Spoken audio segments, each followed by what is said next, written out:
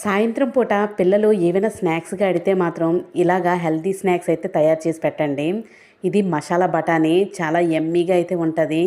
నోరుకి ఏవి రుచించలేదు అన్నప్పుడు ఇలాంటి మసాలా బఠానీ చాలా బాగుంటుంది. ఇంకా ప్రాసెస్లోకి వెళ్ళిపోదాము.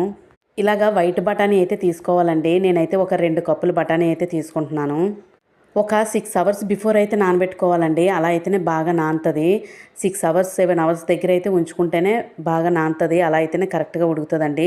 లేదంటే కొంచెం గట్టిగా ఉండిపోతుంది. చూసారు కదా, చక్కగా నానిపోయింది. ఇంకా దీన్ని మనం కుక్కర్లో వేసుకొని బాయిల్ చేసుకోవడమే. బఠానీ కుక్కర్లో అయితే వేసుకుంటున్నాను. అది ములిగిలాగా మనం ఫుల్గా వాటర్ అయితే వేసుకోవాలి. చూసారు కదా, ఒక 1.5 గ్లాస్ వాటర్ అయితే పడుతుంది. అందులోని కొంచెం సరిపడగా కొంచెం సాల్ట్ అయితే వేసుకోండి.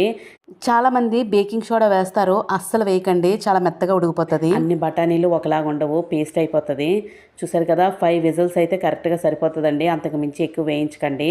చూసారు కదా, పర్ఫెక్ట్గా అయితే ఉడికింది. చూసారు కదా, ఇలా గింజ గింజల్లాగా అయితే ఉంది కదా. చక్కగా ఇప్పుడు వాటర్ అంతా వడకట్టేసుకొని ఇప్పుడు దీన్ని మనం మసాలా బఠానీ కింద అయితే వండుకుందాము.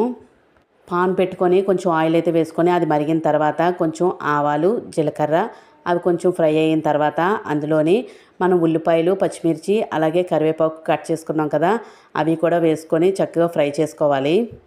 అదంతా బాగా ఫ్రై అయిన తర్వాత అందులోని ఒక 2 ఎండుమిర్చి అయితే చిక్కేసి వేసుకోండి. కారం కరెక్ట్గా చూసుకోండి, ఎందుకంటే మనం పచ్చికారం కూడా వేసుకుంటాము.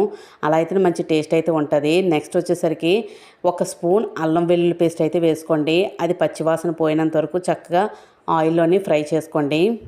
చూసారు కదా, ఇదంతా బాగా ఫ్రై అయిన తర్వాత ఇంక ఇందులోకి బఠానీ అయితే వేసుకుందాము.